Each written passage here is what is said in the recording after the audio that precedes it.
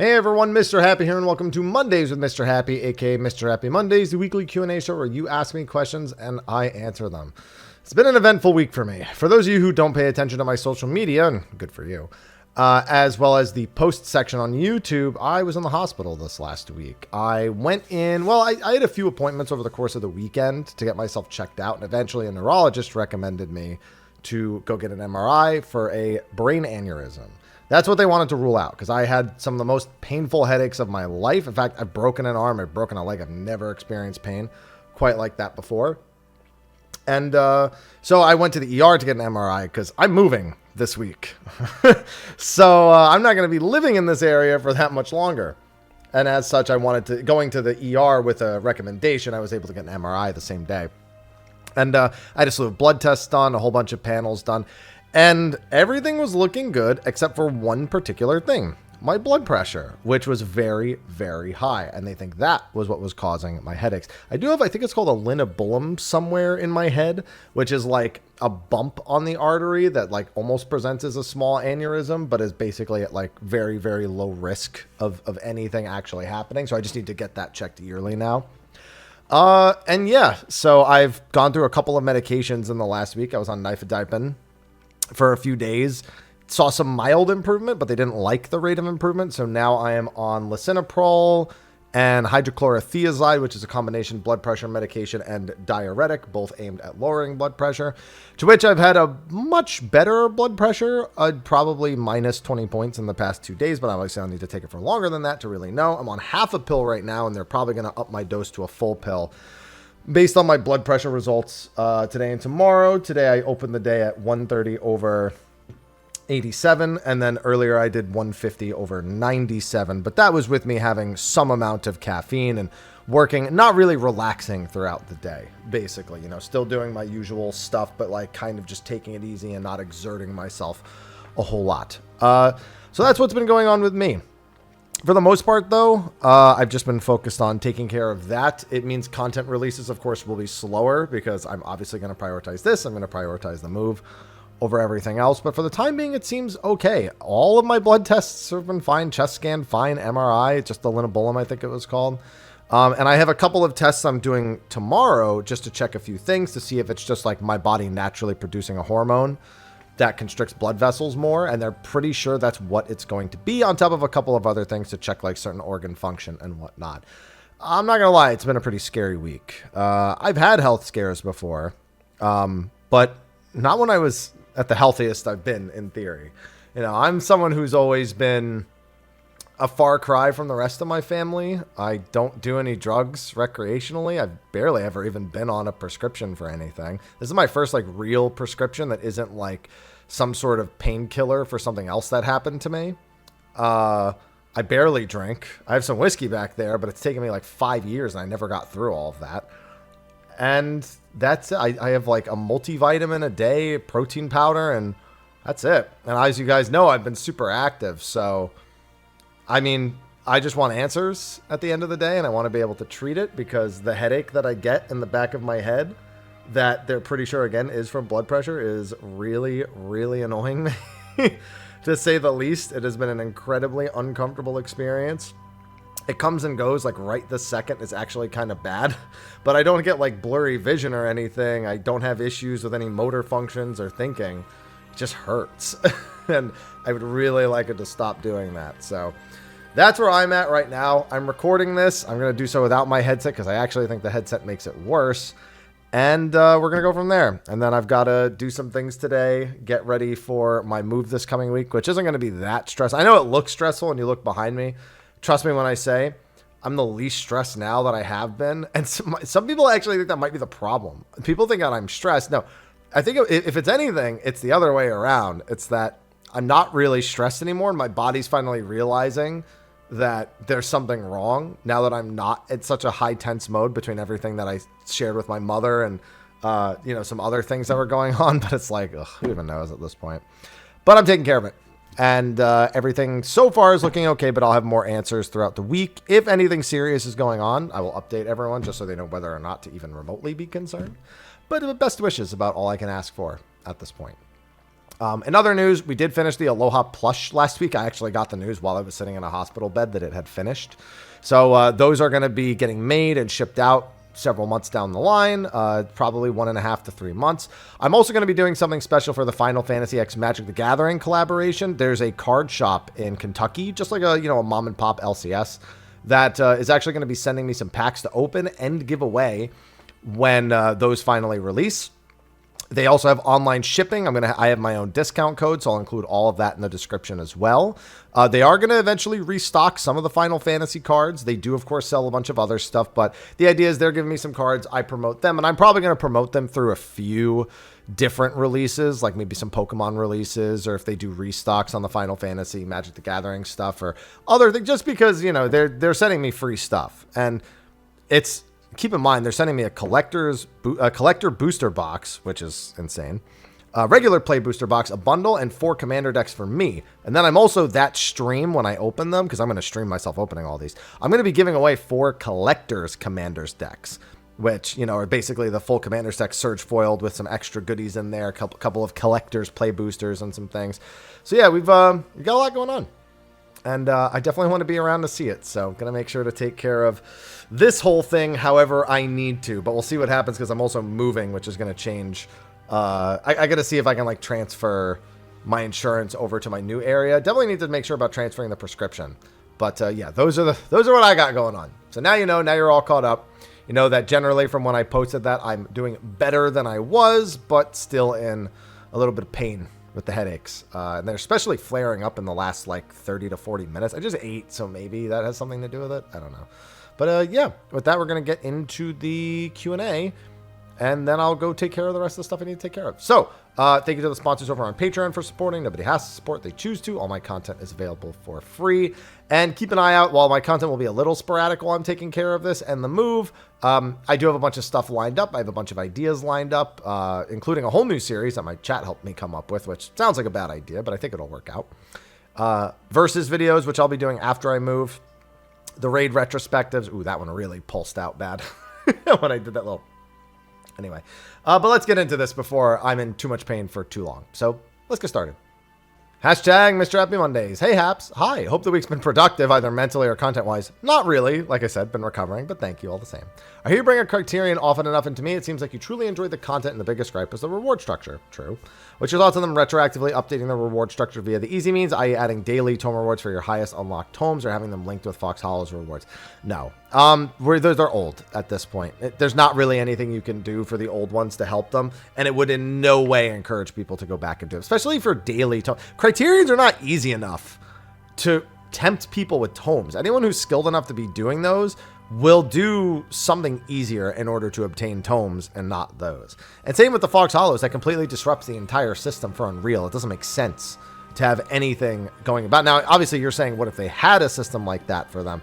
Sure, if you wanted to create some form of weekly reward, I mean, that's improving the reward structure, even if that reward structure is not gear progression. You could, but they should be focusing on the future more with them now and worry less about the ones that are already there. At least that's what I think. They need to establish an interest with the new one so people want to theoretically go back to the old one.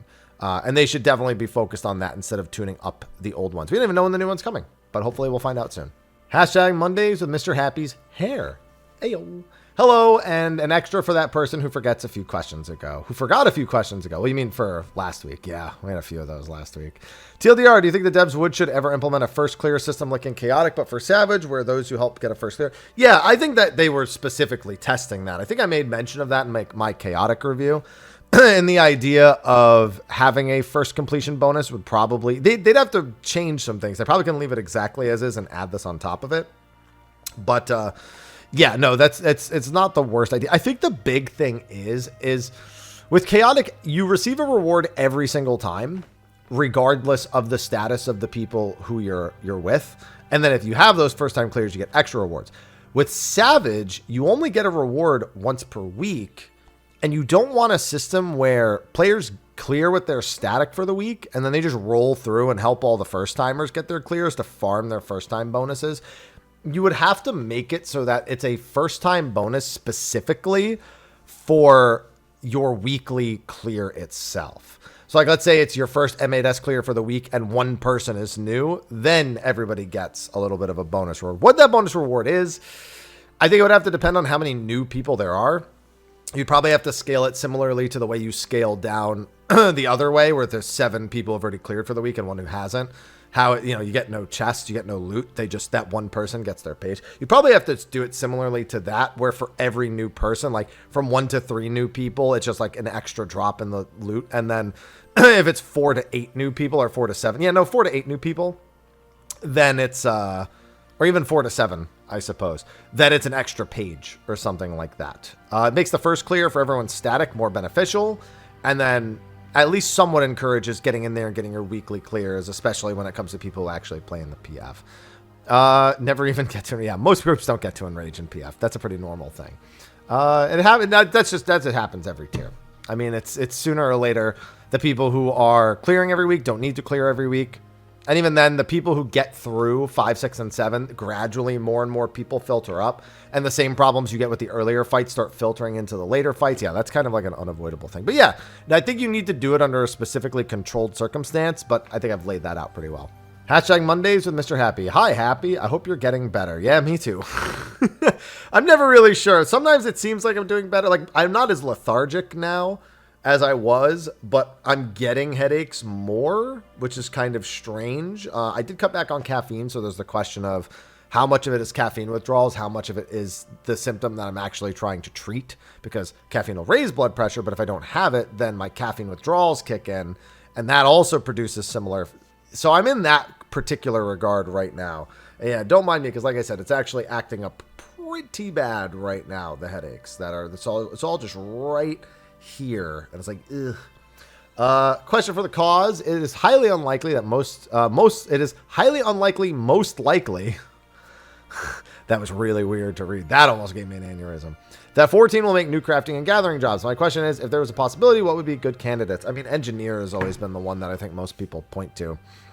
There are things like archaeologists and other stuff that WoW has that could be fun, but I think engineer is almost certainly the first one that people would look at.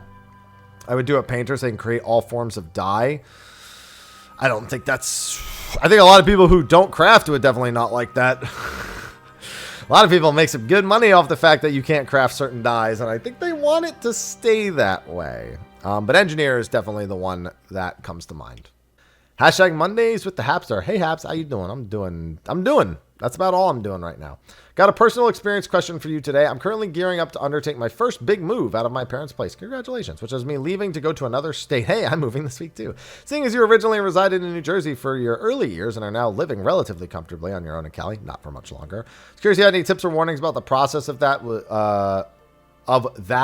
like, what that was like. What the process of that was like. Damn, dude, maybe I am having an aneurysm. And would be willing to share any wisdom. Well, all I did was ship my core belongings to the other side of the country. I just went to UPS and said, hey, I want these things to go. And then I just got on a plane with some luggage, and that was it. That's what I'm doing right now, as a matter of fact. So I think I'm such a minimalist. Like, all the stuff behind me is not stuff I really wanted so much as things that were offered or given to me. And as such, I don't really have that much of a material connection to a lot of things. I really just have my PC and a few basic belongings that I look at and go, yeah, I want those. Like, I want the ability to work and earn a living.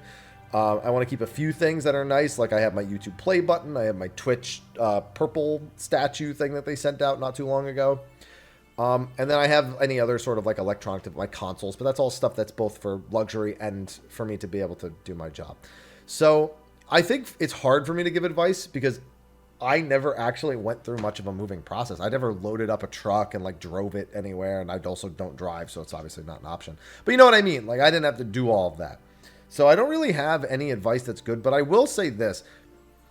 Moving is kind of a good opportunity to really ask yourself what you have that's actually important to you. It's a good time to determine how much the material things you own actually mean to you, which can then inform how you invest in those things later on, like in terms of your hobbies and whatnot. For some people, their video game collections, their collector's editions, they matter a lot to them. They spent money on them, they wanted them at the time, and they still want them. Like, it's a part of them. It's something they don't want to give up. For me, they don't really mean that much. They're things that were kind of cool. I like having them on display, but if I were to lose them or not even choose to bring them in the first place, which is going to be true of some of the stuff back there, it really wouldn't affect me because it's just not core to my, like, my memories. I'm just got this half covered right now. It's not core to, like, my emotion or my memory or my identity. They're just things to me. So it's just, it's such an ideology difference between a lot of people who, like, these things do mean a lot to them, that it's hard for me to find my advice on this valuable. It's just really ask yourself what is valuable to you and focus on that when you're moving forward. And I'd say that with most anything in life. Hashtag Mondays with Mr. Happy. Hi. How have they not implemented a Mount hairstyle emote preview from the market board? Seems like a no-brainer. Probably because it's really annoying programming-wise to do for them. Like, yeah, you're right. Like, it would be cool if they had it, but I think the reality is they probably, the market board's probably not made to do that. Like, let me rephrase, not the market board. Those items were never designed with that in mind, and thus the character preview menu is never made with that in mind. And so those two things entirely need to be redone, like the item code for the way those are done and the way they interact with the character preview menu, and then the character preview menu itself. That's the main reason why. And they probably just don't consider that valuable of a thing to spend their time on. So that's the most likely answer. Hashtag start of the week with Mr. Delighted. My name is Happy. Hi, hello, and one extra hello for someone who missed. 2 questions, a little bit related to one another. Okie dokie, hello. How important do you feel party compositions like bringing a job for utility raid buff is for the raid experience? Not important at all. That, of course, has its limitations, like Viper being a godsend right now for getting through M6S ads and just generally being a really good job at the moment. But bringing a specific job for its utility and raid buff, I'd say outside of Scholar for deploy low, Scholar and Astra are really the 2 biggest ones. Like, the tanks, yeah, they all have different bits and bobs, like having Veil and Shake and whatnot, versus some of the other things, like having, like, Heart of Light. They changed Heart of Light, didn't they? So that wasn't magic only? I think they did. But, you know, things that are more general use and having an extra thing. Paladin having wings is a big one, for example. But it's not make or break. No. I don't consider it too essential now, but you do like it when you do it, you know what I mean? But we have plenty of selfish jobs that are frequented in the Party Finder and in raid comps nowadays.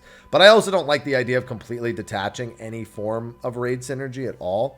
I think that's an extreme we shouldn't take. I know that it's like, oh, that solves an issue. That's the problem, though. Final Fantasy XIV has often solved issues by taking the feedback on an issue to its absolute extreme, to the point of removing any sort of interactivity with it. I think that's too far. 2, what would be a good idea to bring back some blunt? No, don't bring bring those back. Of all the things you should bring back, don't bring those back. It's not a good idea. It wholly reinforces the idea of you have to bring certain jobs with certain jobs. That's the problem. You either bring one of each, or you stack the jobs that benefit from them and don't bring one of them. I think that's especially true with Monk, where Monk is the only blunt damage dealer amongst the melees, and there's really nothing else. Like, you would need another DPS that deals blunt, and even then you're forcing them to be together, which actually inhibits the synergies that you want. It creates an unbreakable synergy. You want synergies that exist between all the jobs or between a majority of your jobs, but not synergies that force 2 jobs to play together. And this is particularly a problem because of 8-man content being the size. If we had 10-man content, probably wouldn't be that big of a deal. But no, I don't, there's no good reason to bring those back. Those were some of the most toxic raid synergies we ever had, and I don't think there's a good way to bring them back.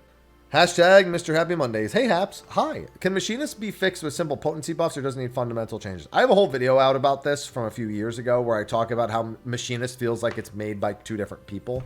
I think in terms of their single target rotation, potency buffs would go a long way, and I think that would kind of somewhat fix its playability. But it's literally, the job is 2 different jobs between single target and AoE. Every other job in the game has been given synergy between their single target and AoE rotations, and Machinist just hasn't. So in my opinion, for the job to feel whole, it needs fundamental changes, but you can make it playable by giving it single target changes that boost its effectiveness in that regard. So yeah, it's the answer is a bit of both. If you really want to tackle everything, you have to hit everything on it. Hashtag Sigma Mondays with the Happy Rizzler. That's not me. Hello, Haps. Hi. Once upon a time, FCs encouraged member engagement by requiring a certain number of characters to be present in the company workshop while completing a project. It also seems like they have kept submersible deployables alive all these years by adding new zones and levels. What are your thoughts on adding a new craft, aka spaceships, to bring back some form of... No, because what's it? Okay, so I'm of the opinion they need to gut submarines. The original intention of submarines has been completely lost. And now all it does is create gil inflation for no good reason. That was cool in theory until everyone just realized they didn't actually need people to get any of the shit done, and they've just been doing it themselves the entire time. And even if they force it, it still is basic. The idea is supposed to be that submersibles basically farm gil for your FC to be able to do things, right? Whether it to be help with gear or pay for new furnishings for the house. But it's become the reason why people have hoarded single player houses that are actually, FC single player houses. Because people use the submersibles as a gil farm for themselves.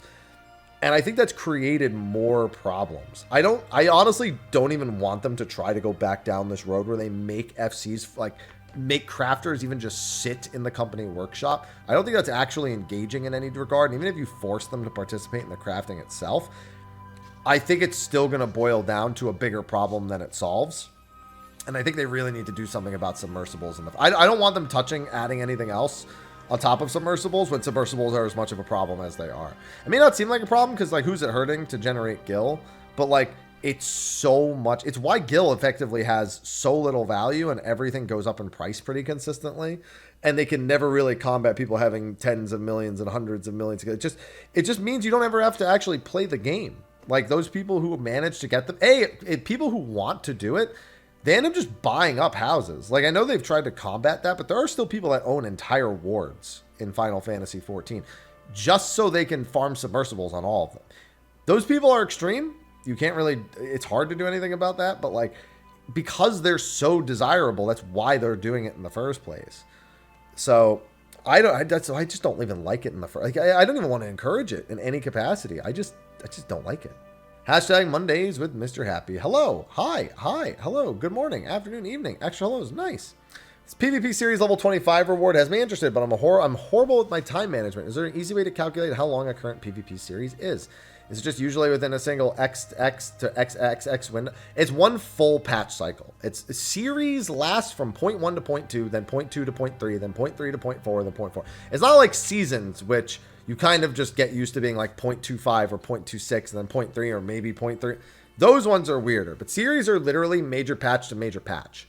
And that's all it is. So you're looking at 19 weeks for every series. And then there's also websites that calculate how many matches you need to even get to the level 25 reward. And I think they'll tell you how many days worth of roulettes you could just do as well. So I would look for those. I don't remember what it's called, but I'm pretty sure it tells you all the information you need to know about getting it done in a whatever time frame you actually want to get it done. It's especially made for people who rush to do it at the end of a patch cycle. I saw a comment that said free cure fishing was definitely a thing in Heaven's Ward. No, only bad players did that. Good players were not doing free cure fishing because it was MP inefficient to do. Because if you spent 10 cure 1s to get one good cure 2 when you really needed the cure 2s, then you were just wasting time. But anyway, hashtag Mr. Happy Mondays. Lolly ho, Mr. Happy. Do you have a favorite dungeon or mission in 11? One that stuck out to you? I mean, I guess the Prometheans are probably at the top of that list. I mean, I've had different memories, different experiences with a lot of different dungeons and fights in that game. But I guess Promethean is probably like that. The fact that it's just this like level 30 for the first 3 at least. For the level 30 areas, you can't really avoid aggro on anything other than navigating around it. So, there's no, prism powder, sneak oil nonsense going on there. And then, you have some optional bosses. You have the like random receptacle progression. You have to keep everything together. There's probably Promethean if I have to label one. But I'm also not someone who like, it's hard for me to answer only because I don't like yearn for that experience again. Nothing in 11 do I yearn for the experience for again. So I guess it's hard for me to judge it properly because I just don't think of 11 that way anymore. Hashtag Mondays with Mr. Happy. Greetings. Hi. My server just reached a point to do our project, and this project has multiple steps. The problem is that we failed the first 2 attempts at the first step before completing it at the third, and now we have to do it again, and maybe we won't do it again because this third attempt fails at 4 a.m. This all means that we will still have 56 hours without... Oh, God. And that will be my question. I don't think anyone would want their red alerts to be taken away. I was wondering... I can't be the only one feeling this way. No, you're not. This has been a frequent piece of feedback for Cosmic Exploration. There's also the thought that if you fail, it should probably get easier the next time you do it instead of just needing more people or to try again in the first place. That's how fates work in general. So applying it to these, or it should just save your progress between attempts. You know, not you failed, but you didn't finish. So then the next time they're like, okay, we have to begin preparations again, but when we do, we'll pick up where we left off kind of deal. That would probably be the better middle ground if they don't want to make it scale with the number of people that are actively in the zone on each individual server, which they probably aren't going to do. So, and yeah, turning off the red alerts, honestly, if they got rid of the fact that it's failing, it would mean that you wouldn't get rid of red alerts, or they could just leave it as is and not get rid of red alerts. There's a lot of different ways they can do it, but I think this is, you're far from the only one, and I think this is one of the major pieces of feedback that a lot of people have had about cosmic exploration, especially if they're on servers that, quite frankly, just don't have as much of a population and really struggle to actually get through the steps. And we don't have 2 more planets to go. We have 3 more planets to go, so they definitely want to make sure to get this right. All right, and of all the week, there's one other hashtag, and I'll go back and just briefly mention it real quick because it wasn't a question, so I ended up skipping it.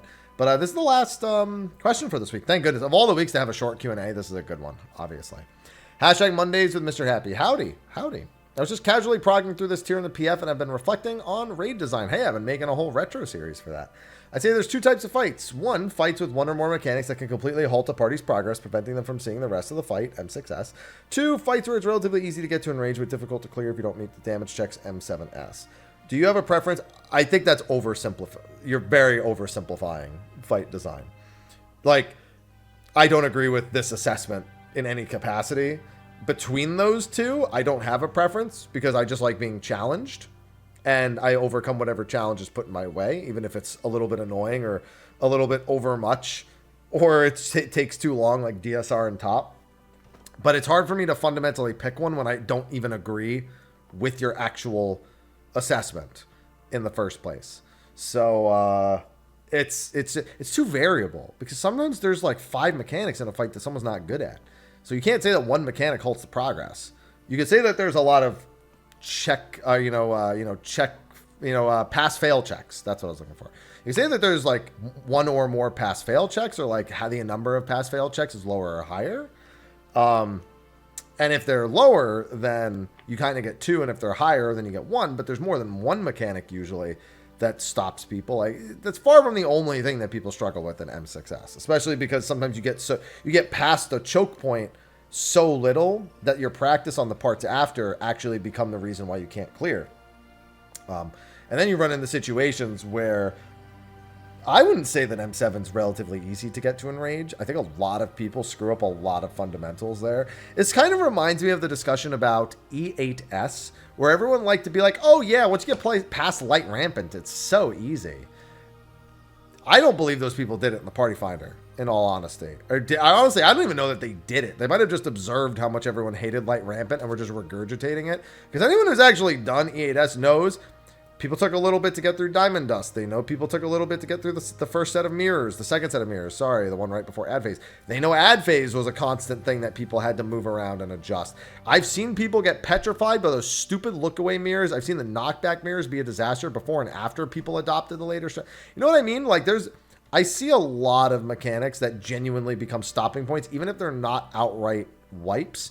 And if you can't get past a mechanic, you are stuck on that mechanic. I don't care if you've seen to enrage, if you as an individual got hit by a ton of shit along the way, because it means you are no way reliably getting to enrage. And if you were to clear, it'd be more likely that you were a problem that your party overcame and not that you actually were skilled enough at that time to do it. That really depends on the fight design and depends on which mechanics in particular you're failing. But like, I just think this is way too, it's simple. It's too simple of a simplification.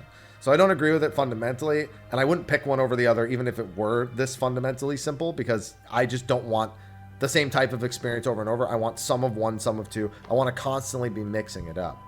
And that was the last question. There was, like I said, there was another hashtag that had a statement talking about the skill expression of old job design and how people tend to really miss how they felt doing the buttons and less about what they were actually doing. I mean, yeah, probably, but no, I think some people genuinely want it for, what it was, where they actually think it was better designed versus just they stood out more as an individual for being able to do it. I do genuinely think that, and I think there are some jobs where that's the case. I often bring up Heaven's Word Machinist as a good example of what I think is a superior job design to its current form.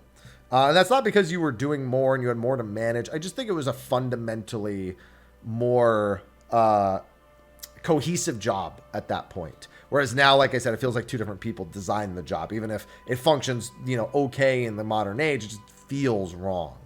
And there's a few other comments here. Want to know why Warrior has an MP bar? Someone asking for a shout out, which was a little strange. Off-tank struggles, them actually making sure they feel involved in encounters, and that's it. Wasn't too many comments on last week's episode. So, perfect, because like I said, when I leaned my head back, my headache started not feeling as bad. So, I'll take that. I don't know if you noticed, but now I just play with my hair. But, that definitely made me feel a whole lot better. I got to get up and do some walking, too. Man, that's been the toughest thing. I've been back in the gym, and now I've been out of the gym while I've been waiting to feel better from this. So the only thing I can really do is get steps in, because getting steps in it temporarily raises your blood pressure, but that general activity is better for you and helps lower your blood pressure. So I'm at this weird crossroads where there's so many different things that it's oh, I really want to go to the gym, but I know it's a bad idea because there's no reason to fucking spike my blood pressure like that right now. So let me get some steps, but by taking some steps, I'm not letting my body rest, and when my body's resting, my blood pressure's at its lowest, but I have to, you know what I mean? It's just until I fully understand what's happening to my body, it's hard to make any committed decisions. So I'm trying to just remain mildly active through form of, while I'm packing, I'm drinking a ton of water out of my giant Butterfinger, mug here. That's 32 ounces. I go through 4 or 5 of these a day. And because I'm on a diuretic, I'm peeing nonstop. But I'll get through it. Well, hopefully, right? I don't want this to be my last Q&A. I'm don't want to jinx it, but hopefully I'll get through it all right. So yeah, with that, that's going to be a wrap for this week's episode of Mondays with Mr. Happy. Be sure to like and subscribe. Be sure to ask your questions in the comment section of the video below. And I'll see you next week, where I will be in a completely different place. Hope you're looking forward to it. I know I am.